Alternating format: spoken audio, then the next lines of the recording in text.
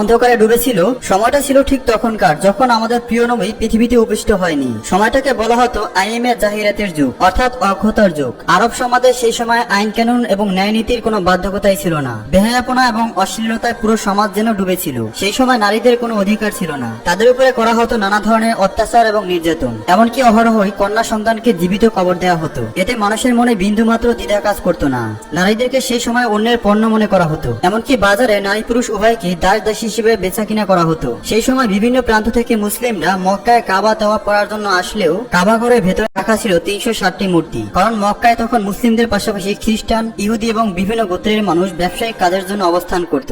যাদের মধ্যে কাফির এবং মুশরিকদের সংখ্যা অনেক বেশি হওয়ায় তাদের দাপটও ছিল অনেক বেশি। তারপরে সময় 570 খ্রিস্টাব্দে। তখন মক্কার নেতা ছিলেন নবীজির দাদা এবং কুরাইশ বংশের প্রধান আব্দুল মুত্তালিব, যিনি কাবা ঘরের রক্ষণাবেক্ষণের দায়িত্ব ছিলেন। আর নবীজি তখন মা আমিনার গর্ভে। এর মধ্যে হঠাৎ একদিন আরবে বিশাল এক হাতি বাহিনীকে দেখা যায়, যারা ক্রমশ মক্কার দিকে এগিয়ে আসছে। আর মানুষজন তাদের ভয়ে বাড়িঘর ছেড়ে পালাচ্ছে, কারণ সেই হস্তি বাহিনীকে প্রতিহত করার শক্তি তাদের ছিল না। এমনকি ততক্ষণে সেই বাহিনী মক্কার অনেককে ধরে নির্যাতন করতে শুরু করেছে এবং নবীজির দাদা আব্দুল মুত্তালিবের 200 উট সহ মক্কাবাসীর সমস্ত উট কেড়ে নিয়েছে, যাতে তারা তাদের সঙ্গে লড়াই করতে না পারে। ঠিক তখনই দেখা যায় নবীজির দাদা আবু তালিব এসে আব্দুল মুত্তালিবকে মক্কার পরিস্থিতি সম্পর্কে জানায় এবং বলে যে ওই হস্তি বাহিনীর সাথে বিবাদ করে আমরা পারবো না বাবা, বরং আমরা আত্মসমর্পণ করি। আব্দুল মুত্তালিব তখন ছেলে আবু তালিবকে নিয়ে রওনা দেয় হস্তি বাহিনীর প্রধানের সাথে দেখা করতে। আর এই হস্তি বাহিনীর প্রধান হলেন মক্কার পার্শ্ববর্তী এলাকায় ইয়েমেনের শাসক আব্রাহা, যে ছিল অনেক ক্ষমতা ও শক্তির অধিকারী। মূলত আরব সমাজ তখন অন্ধকারে ডুবে থাকলেও পৃথিবীর বেশিরভাগ মানুষই এটা জেনে গিয়েছিল যে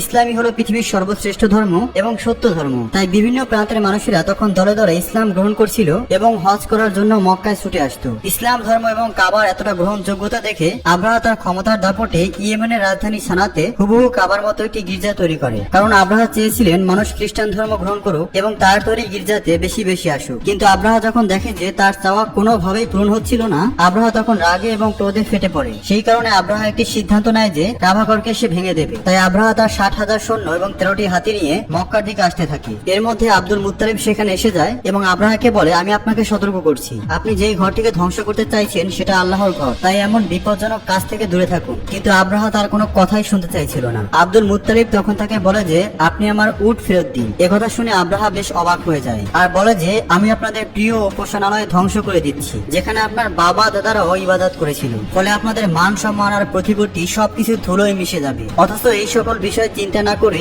আপনি কিনে এসেছেন আপনার উট ফিরিয়ে নিতে। আব্দুল মুত্তালিব তখন বলেন যে আমি আমার উটের মালিক, তাই আমি শুধু আমার উট চাইতে এসেছি। কিন্তু এই মক্কা এবং কাবা ঘরের মালিক হলেন আল্লাহ। আমি নিশ্চিত আল্লাহ অবশ্যই তার ঘরকে রক্ষা করবেন। উত্তরে আব্রাহা এটাই বলেন যে আজকে আমি এটাই দেখতে চাই যে কিভাবে তোমার আল্লাহ কাবা ঘরকে আমার হাত থেকে রক্ষা করে। এরপর আব্রাহা আব্দুল মুত্তালিবকে তার উটগুলো ফিরিয়ে দেয় আর আব্দুল মুত্তালিব ফিরে আসেন তার বাড়িতে। পরদিন সকালে আব্রাহা তার হাতি বাহিনীদেরকে নিয়ে মক্কায় প্রবেশ করতেই যাচ্ছিল, কিন্তু হাতিগুলো যখন কাবা ঘরের সীমানার মধ্যে চলে আসে তখন তারা আর সামনের দিকে এগোতে চাইছিল না। তাদের পাগুলো যেন একদম পাথর হয়ে গিয়েছে। আব্রাহা এবং তার সৈন্যরা তখন একটু চালাকি করে, জোর করে তারা হাতিগুলোর মুখ অন্যদিকে ঘুরিয়ে দেয় এবং হাতিগুলোকে তারা ভালো ভালো খাবার খেতে দেয়। আর সেই সমস্ত খাবার তারা ছড়িয়ে দেয় কাবা ঘরের সামনে। হাতিগুলো তখন সেই খাবারের লোভে আবারও কাবা ঘরের দিকে এগিয়ে যেতে থাকে। এদিকে আব্দুল মুত্তালিব অনেক চিন্তিত হয়ে পড়েন। চিন্তিত মন নিয়ে তিনি কাবা ঘরের দিকে চলে আসেন। কাবা ঘরের দরজায় একটি শিকল ছিল।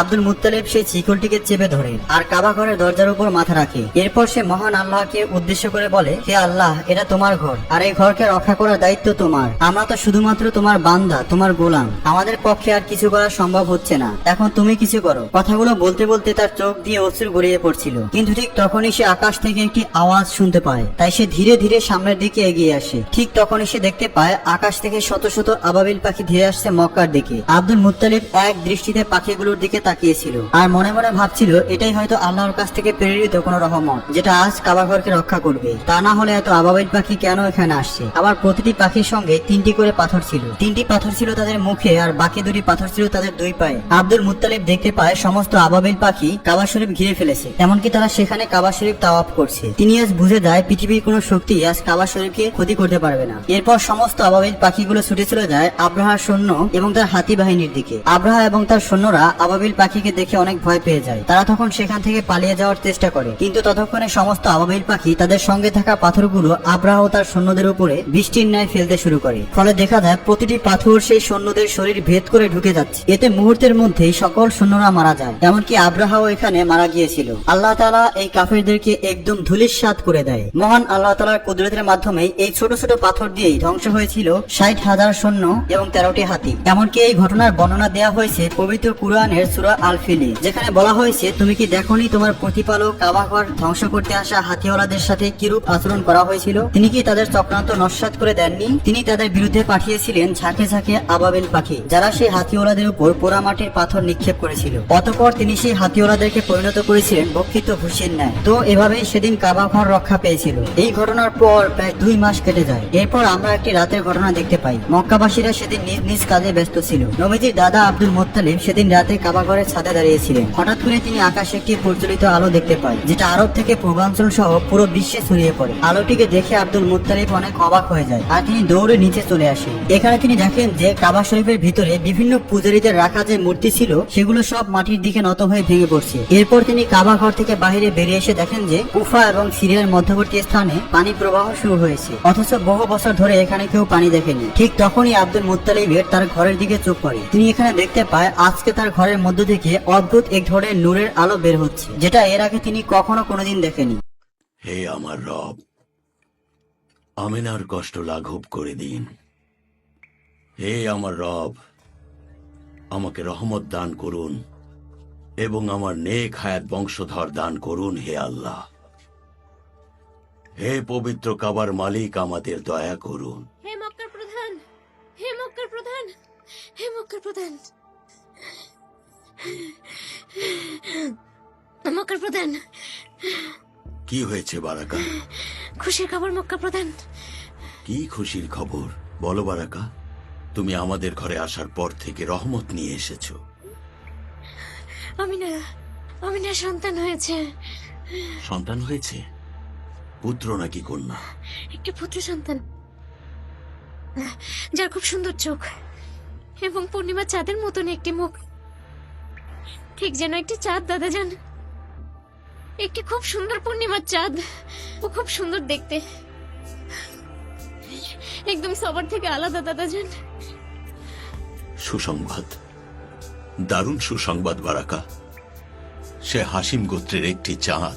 আব্দুল মুত্তালিবের চোখে তা দেখে পানি চলে আসে, কারণ সেই সময় আরবের অন্ধকার সমাজে প্রদীপের আলো হয়ে আসেন বিশ্ব নবী হযরত মুহাম্মদ সাল্লাল্লাহু আলাইহি ওয়াসাল্লাম। পরের দিন আব্দুল মুত্তালিব তার নাতির আকিকার জন্য উট জবাই করে গরিব দুঃখী মানুষদেরকে খাওয়ান। সেখানে তাকে সাহায্য করছিল তার ছেলে আবু তালিব। তখন সেখানে আবু তালিবের বড় ভাই অর্থাৎ নবীজির আরেক চাচা আবু লাহাব আসেন। তবে গরিবদের সাথে একসাথে বসে খেতে হবে দেখে বাড়ির দরজা থেকেই তিনি চলে যান। আসলে আবু লাহাব অনেক অহংকারী লোক ছিলেন। অন্যদিকে মা আমেনার বুকে দুধ তৈরি হচ্ছিল না, তাই শিশু মোহাম্মদকে দুধ খাওয়ানোর জন্য অন্য একজন মহিলাকে ডাকা হয়। সে ছিল আবুল আহাবের স্ত্রী দাসী। তাই আবুল আহাব ঘরে ফেরার পর তার স্ত্রী তার সাথে অনেক রাগারাগি করে যে তার দাসীকে এই কাজের জন্য কেন নেওয়া হলো। আসলে আবুল আহাবের স্ত্রীও অনেক অহংকারী ছিল। অন্যদিকে দেখা যায় ইহুদিরা মিলে কথা বলছিল। তারা বুঝতে পেরেছে কোনো বিশেষ শিশুর জন্ম হয়েছে, কারণ এই ব্যাপারে তাদের কিতাবেও স্পষ্ট বলা ছিল। ফলে যেদিন রাতে নবীজির জন্ম হয় সেদিন রাতের আকাশে সেই আলো দেখেই খ্রিস্টান এবং ইহুদিদের ধর্মযাজকরা বুঝে গিয়েছিল তার মানে সেই শিশু পৃথিবীতে চলে এসেছে। তবে ইহুদিরা বেশ চিন্তিত ছিল, কারণ তারা জানতে পেরেছিল যে কোনো ইহুদির ঘরে এমন শিশু জন্ম নেয়নি। তাহলে সেই শিশুটি কে হতে পারে? আর এজন্য তারা সেখানকার অনেক বাচ্চাকে কিনতে চায় যেন সেই শিশুটি তাদের দলে আসে। এমনকি টাকার বিনিময়ে ভণ্ড মহিলাদেরকে দায়িত্ব দেয় শরীরের কোনো বিশেষ দাগের মাধ্যমে শিশু নবীজিকে খুঁজে বের করার জন্য। যাই হোক, এরপর দেখা যায় বাচ্চাদের নাম রাখার উৎসব চলছে। সেখানে বিভিন্ন বাচ্চাদের নাম ঘোষণা করা হচ্ছে আর সবাই মিলে আনন্দ করছে। এর মধ্যে সেখানে আব্দুল মুত্তালিব আসেন শিশু নবীজিকে কোলে নিয়ে তার নামকরণ করার জন্য। তিনি প্রথমে হাজরে আসওয়াদ মানে সেই কালো পাথরে হাত রাখেন। তখনই দেখা যায় কাবার দরজার হাতলটি দরজায় বাড়ি মারছিল আর সেই শিশুর শরীর থেকে নূরের আলো বের হচ্ছিল। আব্দুল মুত্তালিব তখন সবার সামনে জনসম্মুখে শিশুটির নাম ঘোষণা করে মুহাম্মদ। এটা শুনে সেখানে থাকা বিভিন্ন গোত্রের মানুষেরা বলা বলি করতে থাকে যে এটা আবার কি নাম? এটি তো আমাদের কোনো দেব দেবীর নামের সাথে মিলে না। আসলে মুহাম্মদ নামটি কেউ আগে কোনোদিন শুনেনি তারা, তাই মানুষজন এটা নিয়ে কথা বলা বলি করছিল। তখন সেখানে আবু তালিব সবার সামনে এসে বলে, হে লোক সকল, তোমরা থামো, এই শিশুটির নামকরণ করা হয়ে গিয়েছে। হয়েছে, আর তোমরা তা পরিবর্তন করতে পারবে না। এই বলে তিনি সবাইকে থামিয়ে দেন এবং সবাই তার স্বাচ্ছন্দ্যে মেনে নেন। এরপর দেখা যায় আবু লাহাব তার স্ত্রীর সেই দাসীকে ফেরত নিতে এসেছে, যে নবীজিকে প্রথমবার দুধ পান করিয়েছিল। ফলে ক্ষুধার্ত নবীজি আর দুধ পান করতে পারছে না। এ নিয়ে আব্দুল মুত্তালিব সরাসরি আবু লাহাবের কাছে আসে এবং এর কারণ জানতে চায়। আবু লাহাব তখন বলে, ওই দাসীকে আমি আমার স্ত্রীকে উপহার দিয়েছিলাম, তাই তার মালিক হলেন আমার স্ত্রী। এটা শুনে আব্দুল মুত্তালিব তখন বলে, তুমি মুহাম্মাদের চাচা হয়ে এই কথা বলছো? অথচ আমি তো সবসময় মুহাম্মাদের জন্য নিজের জান দিতে প্রস্তুত। তবে আল্লাহ তো মেহেরবান, তাই মুহাম্মাদকে বেশি দিন দুঃখ কষ্টে থাকতে হয়নি। কারণ সেই সময় আরবের রীতি ছিল যে সন্তান জন্ম নেওয়ার পর তাকে দুধ পান করানোর জন্য এবং মরুভূমি থেকে দূরের আবহাওয়ায় লালন পালন করার জন্য বেদুইন মহিলাদের কাছে দিয়ে দেওয়া এবং নির্দিষ্ট সময় পর আবার ফেরত নেওয়া। এর আরেকটি কারণ ছিল বাচ্চাদের বিশুদ্ধ আরবি শেখানো। আর সবকিছুর জন্যই সেই বেদুইন মহিলাদেরকে ভালো অঙ্কের অর্থ দেওয়া হতো। তো প্রতি বছরে একবার সেই বেদুইন মহিলারা মক্কায় আসতো বাচ্চা দত্তক নিতে। এবারও অনেক দম্পতি এসেছে এখানে। এর মধ্যে একটি দম্পতিকে দেখা যায় যারা নিজেরাও অনেক ক্লান্ত, আর তাদের উটটাও খুব নাজেহাল অবস্থা, কারণ মরুভূমির উত্তপ্ত গরমের মধ্য দিয়ে অনেক দূর পথ পাড়ি দিয়ে এখানে আসতে হয়েছে। তাই প্রথমেই তারা তাদের উটটাকে খুব কম দামে বাধ্য হয়ে বিক্রি করে দেয় এবং বাচ্চা খুঁজতে থাকে। তারা আসতে দেরি করায় ততক্ষণে প্রায় সব বাচ্চাই দত্তক নিয়ে ফেলেছে অন্যরা। এটা দেখে তাদের মন কিছুটা খারাপ হয়ে যায়। এদিকে কসাই যখন তাদের উটটাকে জবাই করতে যাবে, ঠিক তখনই উটটি উঠে দৌড় দেয় এবং নবীজির বাড়িতে প্রবেশ করে। এটা দেখে ওই লোকটির স্ত্রীও উটের পিছনে পিছনে সেখানে প্রবেশ করে। তখন নবীজির মা আমিনা মহিলাটিকে খুব ক্লান্ত এবং ক্ষুধার্ত দেখে খাওয়ানোর জন্য তাকে ঘরে নিয়ে যায়, আর তার পিঠের বাচ্চাটিকে দোলনায় শুয়ে দিতে বলে। মহিলাটি যখন তার বাচ্চাকে দোলনায় রাখতে যান, তখন তিনি শিশু মোহাম্মদকে দেখতে পান, যার শরীর থেকে নূরের আলো চমকাচ্ছিল। সেই মহিলাটি তখন নবীজিকে কোলে তুলে নেন এবং ক্ষুধার্ত দেখে তাকে দুধ পান করান। আর এই মহিলাই হলেন নবীজির দুধ মা হালিমা। আসলে নবীজিকে লালন পালনের জন্য বেশি টাকা দেওয়ার সামর্থ্য নেই বলে নবীজিকে তখনও কেউ দত্তক নেয়নি। তাই নবীজির দাদা এবং মা আমিনা হালিমা এবং তার স্বামীর সাথে কথা বলেন এই ব্যাপারে। এটা শুনে হালিমা ও তার স্বামীও রাজি হয়ে যায়, যদিও তারা জানতো যে এক্ষেত্রে তারা খুব ভালো অর্থ পাবে না। এরপর দেখা যায় মা আমিনা নিজে অনেক কষ্ট পেলেও নবীজিকে দুধ মা হালিমার কাছে দিয়ে দেন এবং তাদেরকে আরো দুটি উট এবং গাধাও দেওয়া হয়েছিল। হালিমা যখন নবীজিকে নিয়ে তার এলাকায় প্রবেশ করে, তখন সেখানে বৃষ্টি হতে শুরু করেছে, অথচ আগে এখানে খুব একটা বৃষ্টি হতো না। পাশাপাশি নবীজি আসার পর থেকে দুধমা হালিমার ঘর যেন আল্লাহর রহমতে পরিণত হতে শুরু করেছে। আর এভাবেই কেটে যায় 2 বছর এবং চুক্তি শেষ হওয়ার কারণে দুধমা হালিমা এবং তার স্বামী মিলে নবীজিকে মা আমিনার কাছে ফেরত দেওয়ার জন্য নিয়ে আসে। নবীজি আসার সাথে সাথে কাবা ঘর পুরো জলজল করে আলো ছড়াচ্ছিল। অন্যদিকে মা আমিনাও নবীজিকে দেখে খুশিতে কেঁদে ফেলে। কিন্তু কাবার আশেপাশে তখন একটা মহামারী রোগ ছড়িয়ে পড়েছিল।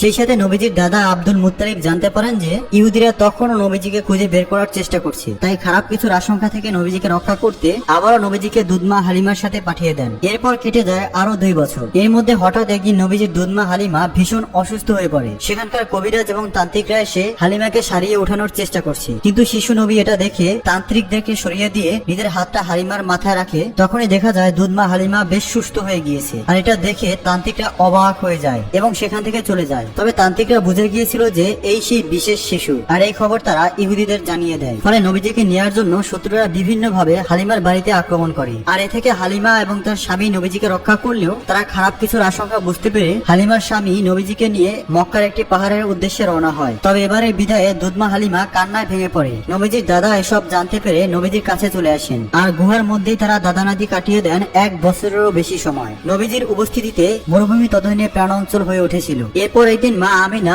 সেই গুহা থেকে নবীজিকে নিয়ে মদিনাতে আসেন তার আত্মীয় স্বজনের সাথে দেখা করতে এবং তার স্বামী মানে নবীজির বাবা আব্দুল্লাহর কবর দেখতে। মূলত নবীজির জন্মের 2 মাস আগে ব্যবসার কাজে আব্দুল্লাহ মদিনায় এসেছিলেন এবং অসুস্থতা জনিত কারণে মারা গিয়েছেন। তাই মদিনাতে ওনার কবর দেওয়া হয়েছিল। মা আমিনা এখানে নবীজিকে তার বাবার সম্পর্কে বলতে থাকেন এবং নবীজির সাথে খুব ভালো একটা সময় কাটাতে থাকেন। কিন্তু মাত্র 2 মাসের মধ্যেই মা আমিনাও হঠাৎ অসুস্থ হয়ে পড়েন। আর এই অবস্থাতেই নবীজিকে নিয়ে মদিনাতে ফেরার পথে মা আমিনাও মারা যায়। ফলে মাত্র 6 বছর বয়সে নবীজি পুরোপুরি এতিম হয়ে পড়েন। ফলে এই অবস্থাতেও ইহুদিরা নবীজির উপরে আক্রমণ করলে নবীর চাচা তাদেরকে প্রতিহত করেন। এরপর আবু তালিব নবীজিকে এবার তার দাদা আব্দুল মুত্তালিবের কাছে মক্কায় নিয়ে আসেন। আব্দুল মুত্তালিব এবং নবীজি সবসময় একসাথেই থাকেন। এমনকি কাবার রক্ষণাবেক্ষণ এবং মক্কায় হজ করতে আসা মানুষদেরকে দাদার সাথে সাথে নবীজিও সহযোগিতা করতেন। তবে সে সময় একদিন হজ মৌসুমে কাবা তাওয়াফ করার সময় আব্দুল মুত্তালিব বেশ অসুস্থ হয়ে পড়েন। আর এই সুযোগে নবীজির অহংকারী চাচা আবুল লাহাব চায় কুরাইশের নেতা হতে। কিন্তু কিছুদিনের মধ্যে আব্দুল মুত্তালিব নবীজিকে তার চাচা আবু তালিবের হাতে তুলে দেয় এবং মারা যান। ফলে মাত্র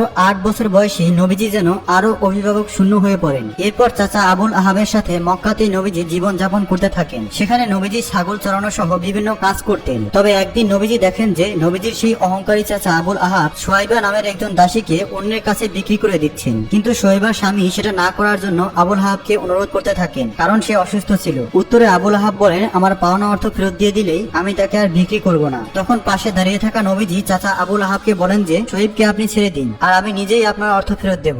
নবীজির এই মহানবতার কারণে সোহেবী সেদিন ছাড়া পেয়ে যায়। মূলত সোহেবা ছিলেন সেই মহিলা যিনি নবীজিকে সর্বপ্রথম দুধ পান করিয়েছিলেন। এরপর আরেক দিন নবীজি দেখেন যে একজন লোক তার কন্যা সন্তানকে জীবন্ত কবর দিতে যাচ্ছে, আর সে সময় লোকটির স্ত্রী তার পায়ে ধরে কান্না করে এমনটা না করার অনুরোধ করছেন। নবীজি তখন বাচ্চাটিকে কোলে নিয়ে লোকটির কাছে আসেন এবং লোকটিকে বোঝান যে মেয়ে সন্তান হলো পিতা মাতার জন্য রহমত স্বরূপ। নবীজির কথা শুনে লোকটির মন মায়ায় ভরে যায় এবং তার কন্যা সন্তানকে গ্রহণ করেন। এভাবে দেখতে দেখতে নবীজির বয়স হয় 12 বছর। তো তার চাচা আবু তালেব যেহেতু ব্যবসায়ী ছিলেন, তাই আরবের নিয়ম অনুযায়ী প্রতি বছরে একবার সিরিয়া সফরে যেতেন। তবে নবীজিও এবার বায়না ধরলেন তিনি তার চাচার সঙ্গে সিরিয়া সফরে যাবেন। যাত্রা শুরু করার পর প্রথমধ্যে পচরা নামের একটি জায়গায় তারা তাঁবু ফেলেন, আর সেই শহরের একটি গির্জায় বুদ্রা নামক একজন ইহুদি পাদ্রী ছিলেন, যিনি নবীজি এবং তার চাচার কাফিলা মুসাফিরদের দাওয়াত খাওয়ান। এ সময় তিনি বালক মুহাম্মদকে দেখে বুঝতে পারেন যে তিনিই হলেন শেষ নবী। এখানে যেমনটা কিতাবে লেখা ছিল তেমনি তারা অন্তর্দৃষ্টি দিয়েও বুঝতে পেরেছিলেন। এরপর তিনি আবু তালিবকে বলেন যে মুহাম্মদ এখন তোমার আশ্রয়ে আছে, তাই তোমার আরো বেশি সতর্ক হওয়া উচিত, এবং এটাও বলেন যে মুহাম্মদকে নিয়ে তোমার সিরিয়া যাওয়া উচিত হবে না, কারণ সেখানকার ইহুদিরা তার ক্ষতি করতে পারে। তাই আবু তালিব তার সিরিয়া যাওয়ার সিদ্ধান্ত বদলে